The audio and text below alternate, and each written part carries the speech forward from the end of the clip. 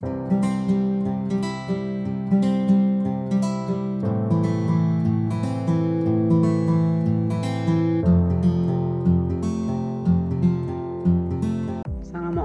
warahmatullahi wabarakatuh. Saya Nurhayati Sembiring dari Departemen Teknik Industri Universitas Sumatera Utara. Bertemu kembali pada video kali ini yang akan membahas tentang proses manufaktur dengan bantuan komputer dan melibatkan penggunaan perangkat lunak. Pada video kali ini ada beberapa topik yang akan kita bahas, yaitu berkaitan dengan Computer Integrated Manufacturing, Computer Aided Design and Engineering, kemudian Computer Aided Manufacturing. Nah, amat sangat banyak hal-hal yang menarik pada bidang-bidang yang akan kita kaji bersama-sama ini. Semoga apa-apa yang disampaikan akan dapat semakin menambah pemahaman kita tentang keilmuan yang terkait dengan mata kuliah proses manufaktur. Mari sama-sama kita saksikan.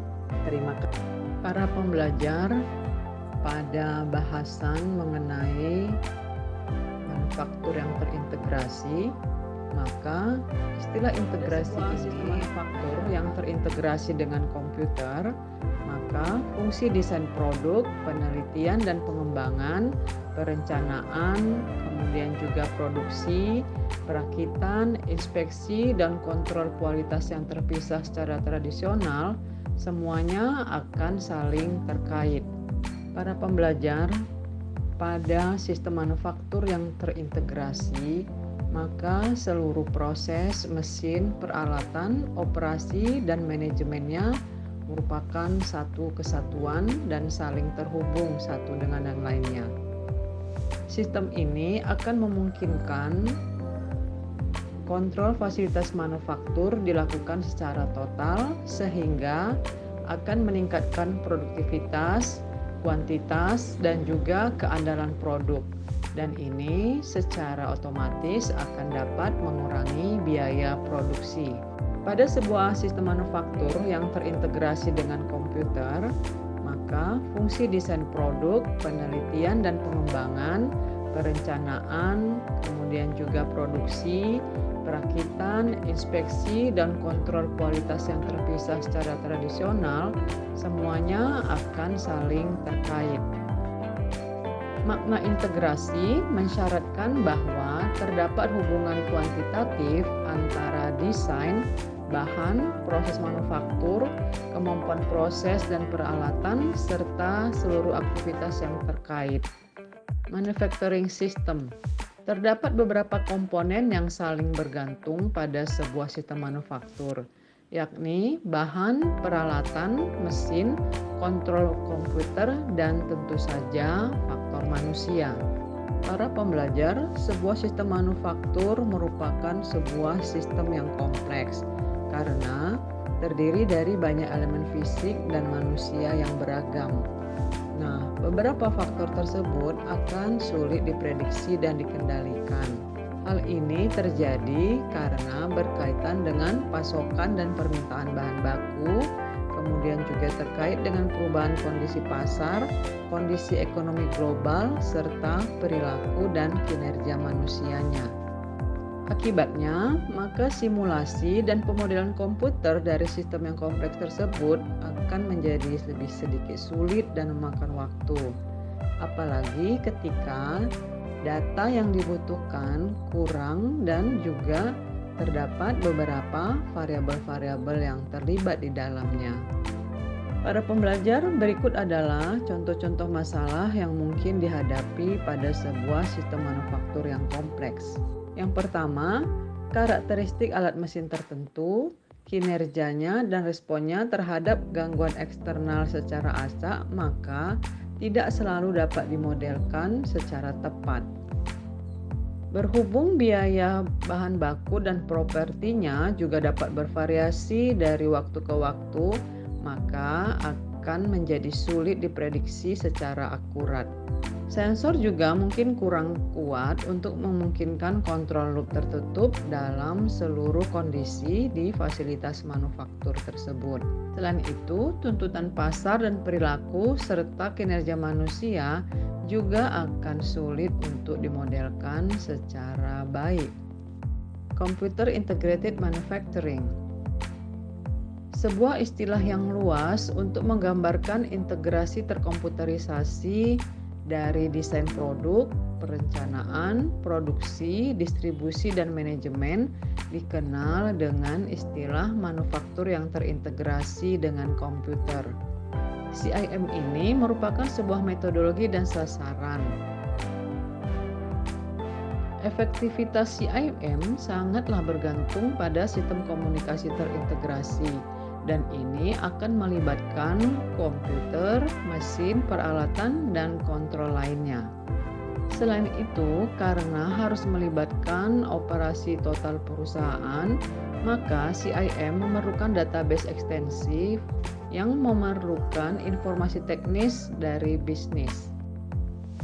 Hal ini dimulai dengan penggunaan modul di fase yang dipilih dari operasi perusahaan. Bila ada sebuah pabrik yang baru didirikan, maka perencanaan strategis yang komprehensif dan berjangka panjang akan mencakup seluruh fase operasi. Maka, rencana-rencana tersebut haruslah mempertimbangkan beberapa faktor sebagai berikut. Yang pertama, misi, tujuan, dan budaya organisasi. Yang kedua, ketersediaan sumber daya perusahaan. Kemudian, teknologi baru yang relevan dengan produk yang dibuat, dan terakhir adalah tingkat integrasi. Nah, berdasarkan ini, ketika direncanakan dan diimplementasikan secara sekaligus, maka CIM bisa sangat mahal.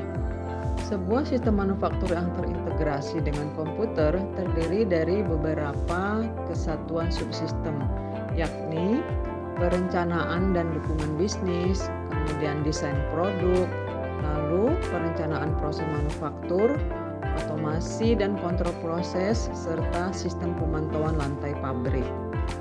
Subsistem yang dirancang akan dikembangkan dan diimplementasikan sedemikian rupa sehingga output dari satu subsistem berfungsi sebagai input untuk subsistem lainnya. Para pembelajar, terdapat beberapa manfaat CIM, antara lain yang pertama adalah penekanan pada kualitas produk dan keseragaman melalui pengendalian proses yang lebih baik. Selanjutnya akan bermanfaat untuk mencapai efisiensi penggunaan bahan, mesin, dan personal, serta pengurangan inventaris yang besar untuk barang dalam proses. Sehingga hal ini akan meningkatkan produktivitas dan menurunkan biaya produk. CIM juga bermanfaat sebagai total kontrol produksi, penjadwalan, dan manajemen seluruh operasi manufaktur yang ada. Daya tanggap terhadap siklus hidup produk yang lebih pendek, perubahan permintaan pasar, dan persaingan global juga merupakan manfaat aplikasi CIM lainnya. Sistem CIM yang efektif akan memerlukan sebuah database besar yang digunakan secara bersama oleh seluruh organisasi. Database ini terdiri dari data real-time, detail, dan akurat tentang desain produk, mesin, proses, material, produksi, keuangan, pembelian, penjualan, pemasaran, dan inventaris. Data yang sangat banyak ini akan disimpan dalam memori komputer ataupun di server, kemudian dipanggil kembali atau diubah sebagaimana diperlukan. Penyimpanan data di server jarak jauh menggunakan alat internet untuk pengambilan data, dan ini semakin populer untuk database besar. Namun, tentu saja keamanan cyber dan perlindungan data harus menjadi sebuah perhatian yang serius. Para pembelajar, sebuah database biasanya akan terdiri dari hal-hal sebagai berikut. Yang pertama, data produk, yakni berkaitan dengan bentuk bagian, dimensi, toleransi, dan spesifikasi. Kemudian, atribut pengelolaan data, yaitu terkait dengan pembuat, tingkat revisi, nomor bagian, dan lain-lain. Selanjutnya, data produksi. Dan ini berkaitan dengan proses manufaktur yang digunakan dalam pembuatan suku cadang dan produk. Selanjutnya adalah data operasional berupa penjadwalan, ukuran lot, persyaratan perakitan, dan yang terakhir itu adalah data sumber daya. Ini berkaitan dengan modal, mesin, peralatan, perkakas, dan personel, serta kemampuan sumber daya tertentu. Database ini dibuat oleh individu dan melalui penggunaan berbagai sensor pada mesin dan peralatan yang digunakan dalam produksi. Data yang dikumpulkan secara otomatis oleh sistem akuisisi data akan dapat menghasilkan laporan berbentuk jumlah komponen yang diproduksi per satuan waktu, berat, akurasi di dimensi, dan penyelesaian permukaan, juga laju pengambilan sampel tertentu. Komponen yang membentuk sistem akuisisi data ini antara lain adalah mikroprosesor, transducer, dan konverter analog ke digital. Sistem akuisisi data akan mampu menganalisis dan mentransfer data ke komputer lain. Hal ini ditujukan untuk penyajian data, analisis statistik, dan peramalan terhadap permintaan produk. Computer Aided Design and Engineering. Pelibatan penggunaan perangkat lunak untuk membuat representasi geometris dari produk dan komponen serta dikaitkan dengan grafis komputer interaktif dikenal sebagai sistem computer aided design.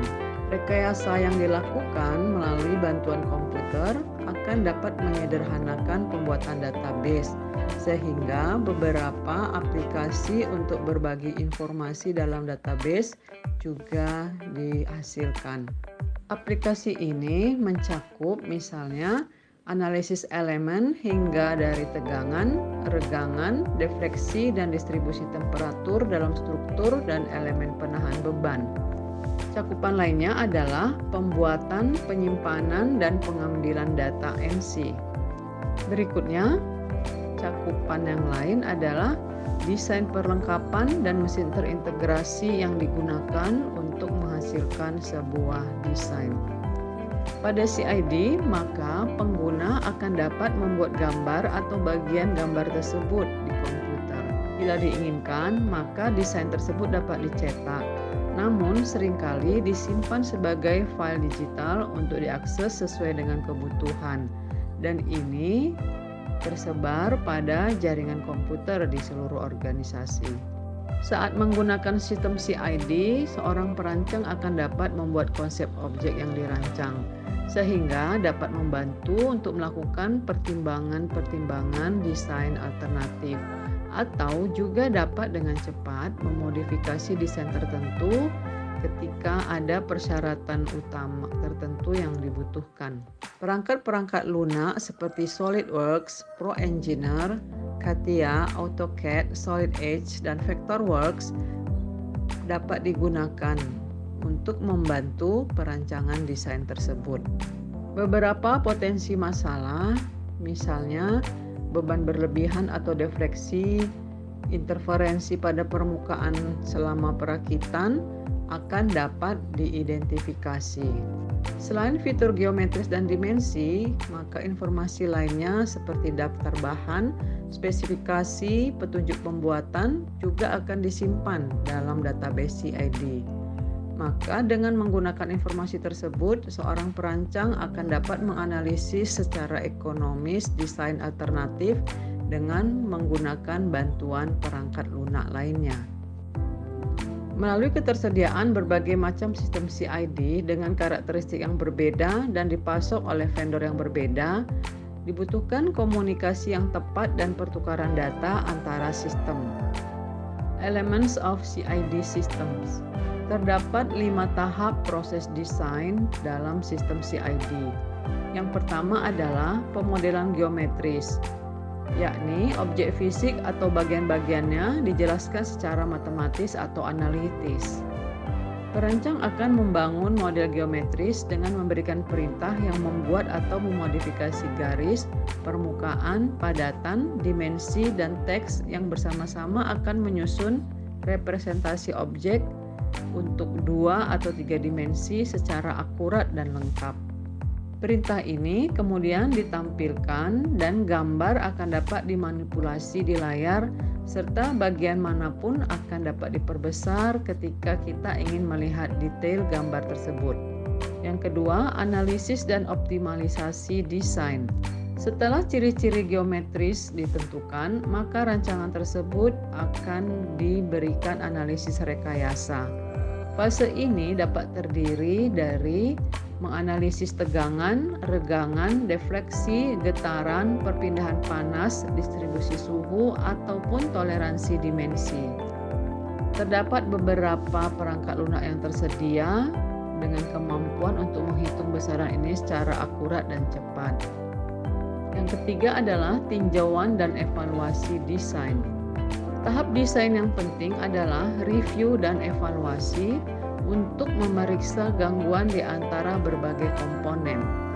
Langkah ini dibutuhkan untuk menghindari kesulitan di kemudian hari selama proses perakitan ataupun penggunaan bagian tersebut.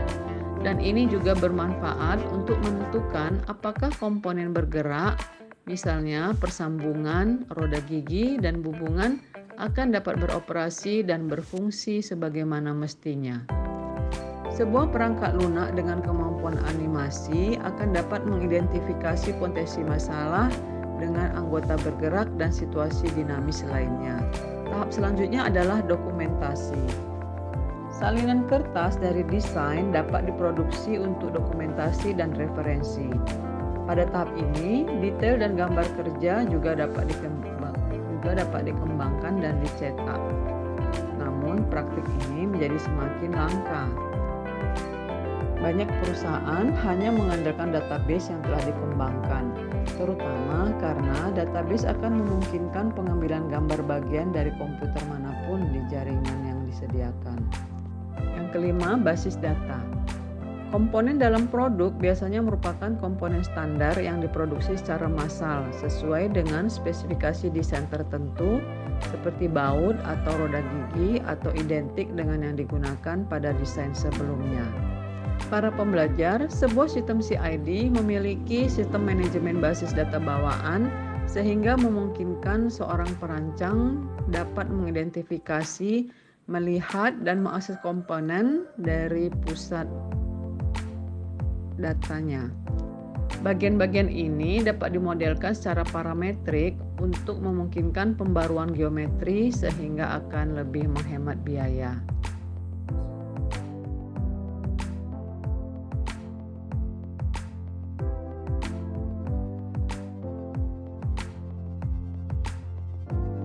Format pertukaran gambar dikembangkan untuk digunakan dengan Autodesk dan telah menjadi standar de facto karena keberhasilan jangka panjang dari paket perangkat lunak khusus ini.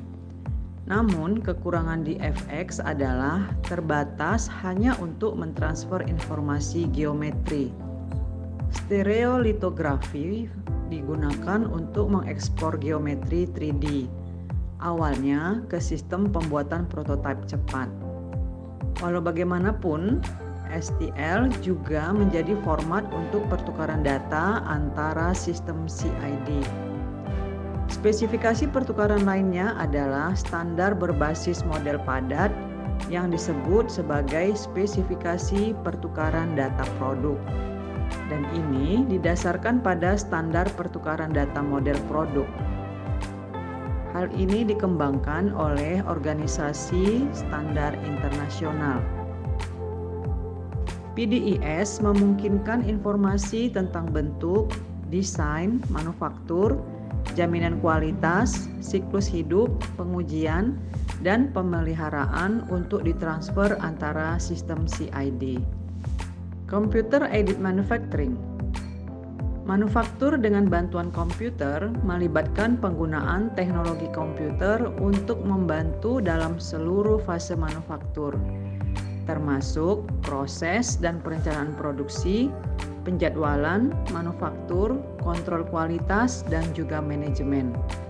Karena manfaatnya yang jelas, maka desain dengan bantuan komputer dan manufaktur sering digabungkan menjadi sistem CID dan CIM.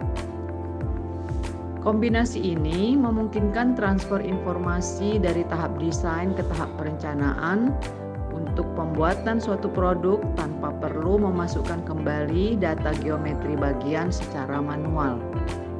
Basis data yang dikembangkan lalu disimpan dan kemudian diproses lebih lanjut oleh CIM menjadi data dan instruksi yang diperlukan untuk mengoperasikan dan mengendalikan mesin produksi dan peralatan penanganan material. Hal ini juga dilanjutkan dengan melakukan pengujian dan inspeksi otomatis untuk menjaga kualitas produk. Munculnya CID, CIM berdampak besar pada operasi manufaktur dengan menstandarkan pengembangan produk dan dengan mengurangi upaya desain, evaluasi, dan pekerjaan prototipe. Ini juga memungkinkan pengurangan biaya yang signifikan dan peningkatan produktivitas. Pesawat Boeing 777 misalnya dirancang sepenuhnya oleh komputer dan ini dikenal sebagai desain tanpa kertas dengan 2000 workstation yang terhubung ke 8 komputer. Pesawat tersebut dibangun langsung dari perangkat lunak CID, CIM yang dikembangkan. Dan tidak ada prototipe atau mock-up yang dibuat seperti yang diperlukan untuk model sebelumnya. Contoh fitur penting CID CIM dalam pemesinan adalah kemampuannya untuk menggambarkan jalur alat pemotong untuk operasi seperti pembubutan NC, penggilingan, dan pengeboran. Instruksi program dihasilkan oleh komputer dan dapat dimodifikasi oleh pemrogram untuk mengoptimalkan jalur alat tersebut. Engineering atau teknisi kemudian dapat menampilkan dan secara visual memeriksa jalur alat untuk kemungkinan tabrakan alat dengan klem atau perlengkapan. Jalur alat dapat dimodifikasi kapan saja untuk mengakomodasi bentuk atau fitur bagian lain. Sistem CID CIM mampu dalam pengkodean dan pengklasifikasian bagian-bagian ke dalam kelompok-kelompok yang memiliki bentuk yang mirip dengan menggunakan pengkodean alfanumerik. Para pembelajar yang berbahagia, selanjutnya kita akan membahas mengenai Computer Aided Process Planning. Perencanaan proses melibatkan pemilihan metode produksi, mesin, perkakas, perlengkapan, urutan operasi, waktu pemrosesan standar untuk setiap operasi, dan juga metode perakitan. Pilihan ini secara tradisional didokumentasikan pada lembar rute seperti yang ditunjukkan pada perencanaan proses berbantuan komputer. Hal ini membantu untuk menyelesaikan tugas yang kompleks dengan melihat operasi total sebagai sistem yang terintegrasi. Sehingga operasi individu dan langkah-langkah yang terlibat dalam pembuatan setiap bagian dikoordinasikan satu sama lain. CAPP dengan demikian merupakan tambahan penting untuk CID dan CIM. Meskipun membutuhkan perangkat lunak yang ekstensif dan koordinasi dengan CID, CIM, dan yang lainnya, aspek lain dari sistem manufaktur terintegrasi, CIPP merupakan alat yang ampuh untuk merencanakan dan menjadwalkan operasi manufaktur secara efisien. Ini akan sangat efektif untuk volume kecil produksi suku cadang dengan variasi tinggi yang melibatkan operasi pemesinan.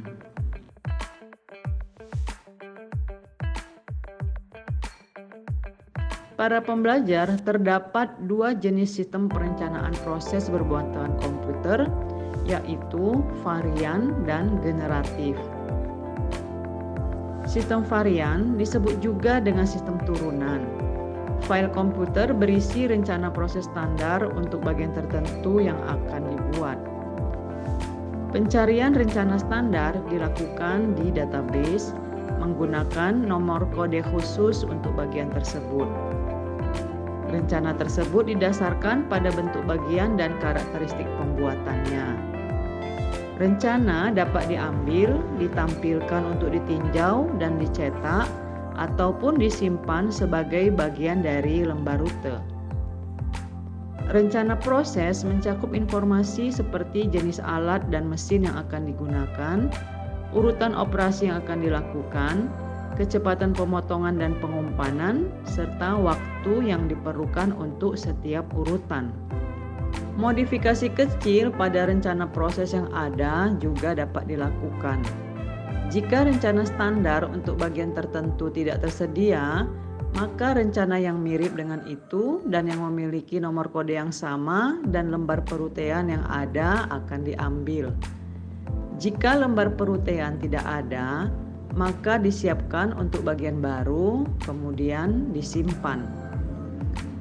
Yang kedua adalah sistem generatif. Rencana proses dihasilkan secara otomatis berdasarkan prosedur logis yang sama yang akan diikuti oleh perencana proses tradisional. Sistem generatif bersifat kompleks, karena itu harus mengandung pengetahuan yang komprehensif dan mendetail tentang bentuk dan dimensi bagian, kemampuan proses, pemilihan metode pembuatan, permesinan, alat, dan urutan operasi yang akan dilakukan. Sistem mampu membuat rencana baru alih-alih harus menggunakan atau memodifikasi rencana yang ada, seperti yang harus dilakukan oleh sistem varian.